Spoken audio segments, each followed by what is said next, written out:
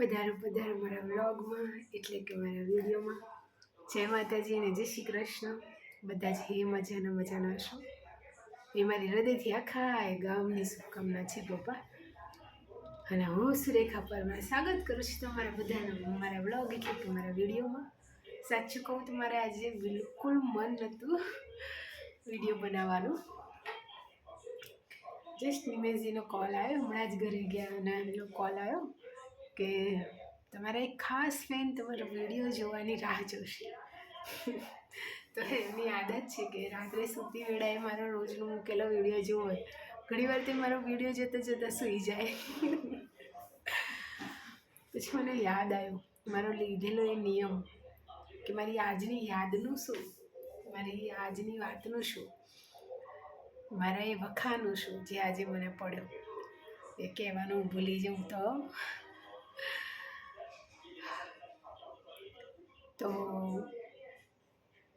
2025એ મને ઘણું બધું આપ્યું. એમાંનું 2025ના 2 એવા કાર્યો જે પૂરા થયા મારા જીવનના. એક તો મારું આ ઘર બનવું, જે બચપનથી જ અમારું સપનું હતું એવું કહું તો ચાલે, જે જૂનું ઘર જ થઈ ગયું ત્યાં. બીજું મને એક જીવન સાથી મળવું, એ મારા નિમેશજી મળવા.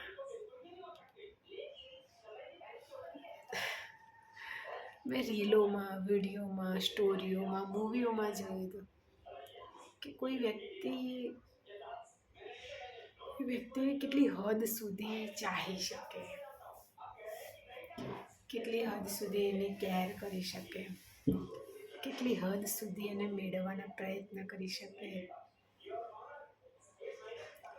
એ માણસ જે મારી માટે હવે પ્રયત્ન કરી રહી છે તો મને એવું લાગે સાલું મેં તો કંઈ આવું કર્યું જ નથી. શું અમારા ગમ કે શું પ્રેમ કે શું દુનિયા. એટલે હું તો એમની સામે શૂન્ય છું, માઇનસ શૂન્ય છું બાપા. ઓછા કારમાં ચાલી રહી છું.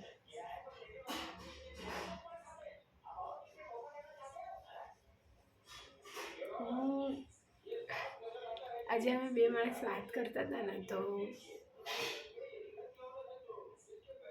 જેટલી સરળતાથી અને જે સમય સંજોગોમાં અમારા બંનેનું મળવાનું થયું, જેટલી સરળતાથી અમે એકબીજાના થઈ ગયા, જેટલી સરળતાથી અમારી સગાઈ થઈ ગઈ, ઘરવાળા બની ગયા અને બધું બહુ જ સરળતાથી બધું જે થઈ ગયું.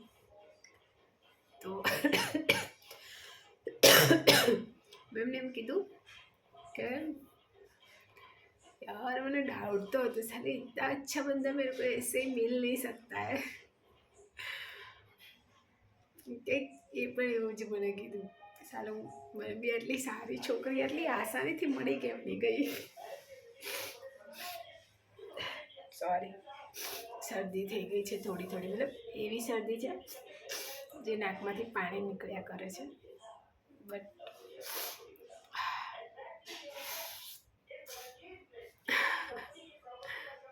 દેશી ભાષામાં એનું લેટ કહેવાય, લેટ, પણ પાણીવાળા લેટ છે.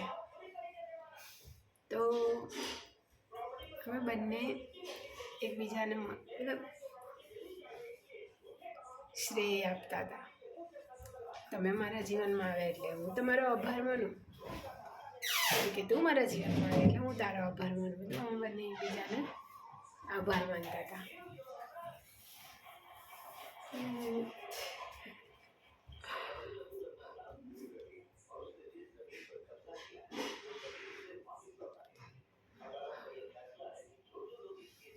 હવે કેમેરા સામે હું આવતો છું પણ મારે કંઈક કહેવું છે બધાને. કેટલાક લોકો માટે મારા દિલમાં ફરિયાદો બી છે. હવે કરવાનું મન નહીં થતું ફરિયાદો, કે નહીં કંઈ કહેવાનું મન થતું. એટલે મારી જોડે જેટલા શબ્દો છે, જે બી સમય છે, જે પળ છે, બસ હું નિમેશજી માટે એક લેખ લખીને જાઉં, અથવા એક લેખ લખું જવું કે અહીંયા જ છું, પણ બસ મતલબ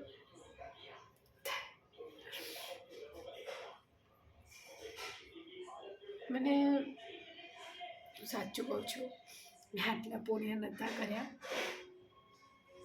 કે મને આટલો સારો જીવન સાથી મળે. બહુ જ મતલબ આ બધું પિક્ચરોમાં સિરિયલોમાં જ સારું લાગે, બરાબર.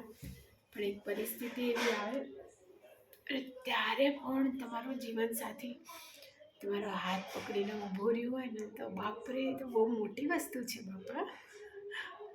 આ તો નાની વસ્તુ નથી. અને હું એ લકી છોકરી છું.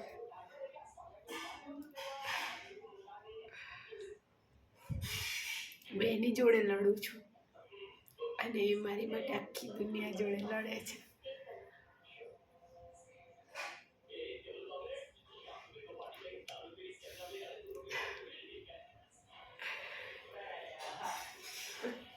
આમ તો હું મારા જીવનને બહુ સરસ મજાનો દિવસ ગણું છું કે જે દિવસે અમારી વાત થઈ હતી, મુલાકાત થઈ, બંનેના જીવનના ભૂતકાળિક જેવા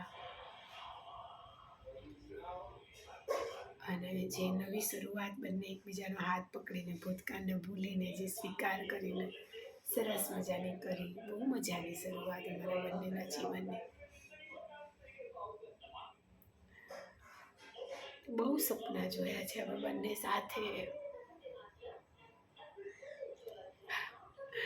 એ હંમેશા મને મોટિવેટ કરતા રહે બધી વસ્તુમાં. હમણાંથી બસ એ મને એક જ વસ્તુ કહે છે, તું સ્વસ્થ થઈ જા, બસ. એનાથી વધારે કશું જ નહીં માગતા હવે મારી જોડે. કશું ના, તું આ શીખ, તું આ કોર્સ કર, આમ કર, તેમ કર, કશું જ નહીં. બસ તું સ્વસ્થ થઈ જા. જેવી પણ હોય, જે પણ હોય બાપા, જેવી દેખાય, જાડી પાતળી, કાળી ધોળી, લાલ ગુલાબી, બસ તું સ્વસ્થ થઈ જા ને મારી જોડે રહે. આ શબ્દો એવું અહીંયા પુરુષ કે એક સ્ત્રીની વાત નથી કરતી. તમારો જીવનસાથી એક એવા સ્ટેજ ઉપર આપણે હોય જ્યાં લોકો તરછોડીને જતા રહે અને એ તમારો હાથ પકડીને આમ તમને ખેંચીને લઈ જતો. ના ભાઈ હાલ, મતલબ સાચેમાં હવે તો હું પ્રાઉડલી કહું છું કે હું સાચીમાં બહુ જ નસીબદાર છું. બહુ જ નસીબદાર છું. હવે મને કેટલાક લોકોથી ફરિયાદો નથી, કેટલાક લોકોથી મારી નફરત બી હવે ઓછી થઈ ગઈ છે. મને એવું થઈ ગયું સારું, મેં આ લોકો પાછળ મારા જીવનના એ ક્ષણો બરબાદ કરી નાખ્યા હતા જ્યારે મારે જીવવાનું હતું, ખુશ રહેવાનું હતું, મજામાં રહેવાનું હતું. હું તમને બધાને કહું છું, જે મારા ફેન છે ને, મારા સોશિયલ મીડિયાના જે પણ XYZ પેજથી, યુટ્યુબથી, ફેસબુકથી કે ઇન્સ્ટાગ્રામથી, પોતાની જાતને પ્યાર કરો, સાચવો, પોતાની રિસ્પેક્ટ કરો, પોતાનું ધ્યાન રાખો,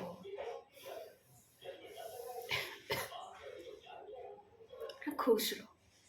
ને આખા ગામનું ટેન્શન હોય ને તો સાંજ પડે ને તો માતાજીએ તમને જે મજાનું જીવન સાથી આપે છે ને, હાથ પકડો, એની જોડે લડો, બોલો, બસ ખુશ રહો.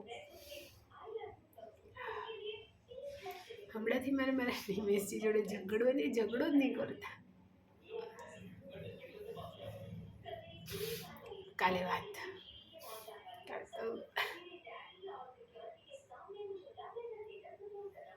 મારા વાળ છે ને, સેકન્ડ ટાઈમ આવેલા વાળ છે. આમ તો થર્ડ ટાઈમ કહેવાય, કેમ કે મેં નાની હતી ત્યારે મારું એકવાર મુંડન કરાવી હતું મારા મમ્મીએ, ત્યારે મને ટાઈફોઇડ થઈ ગયું હતું. એટલે પછી બીજી વખત મેં જાતે જ મુંડન હમણાં 2 વર્ષ પહેલાં કરાવ્યું હતું. આ 3જું વર્ષ ચાલે છે. પણ હવે મને પ્રેમ થઈ ગયો છે મારા વાળથી,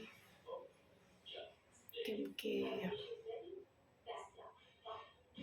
જ્યારે હું એક્ટિવા ચલાવતી હોય, મારા નિમેશજી મારી એક્ટિવા પાછળ બેઠા ને, મારા વાળ ઉડીને એમના ચહેરા ઘણી વાર રડતા હોય તો વરિસામાંથી ઘણી વાર જોતી હોય તો મને ખુશી થાય, એક આનંદ થાય. ઘણી વાર મને ચંપી કરી દે, ખુશી થાય, એક આનંદ થાય.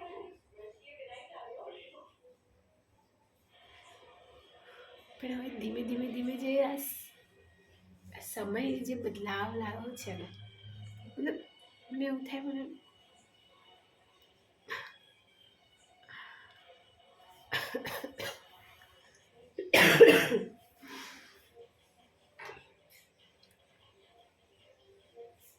નથી ફરિયાદ. હાલ તો નથી જ, હાલ તો ફીલ નહીં થતી ફરિયાદ કે ના નફરત. પણ જો થશે ને હવે કાલે કે પરમ દિવસે કે કોઈ પણ ટાઈમે, તો હું આ વિડીયો થકી કરી દઈશ એ ફરિયાદ.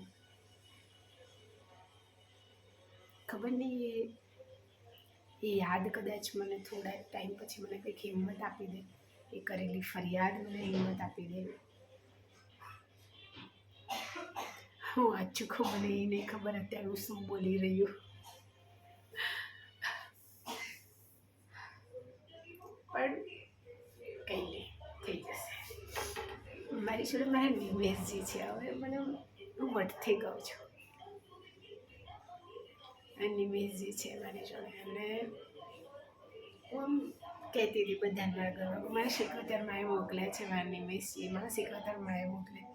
અને અત્યારે સાબિત થઈ ગયું. અત્યારે જે સમય છે, જે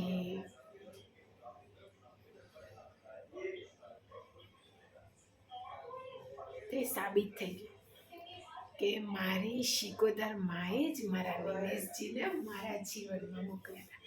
કે એમને ખબર હતી કે આ સમય આવવાનો છે મારા જીવનનો, જ્યારે મારે બહુ મજબૂત ખભાની જરૂર હશે. અને મારો એ મજબૂત ખભો છે મારી ભેડો હવે. તો માં તારો ખૂબ ખૂબ આભાર માં. બસ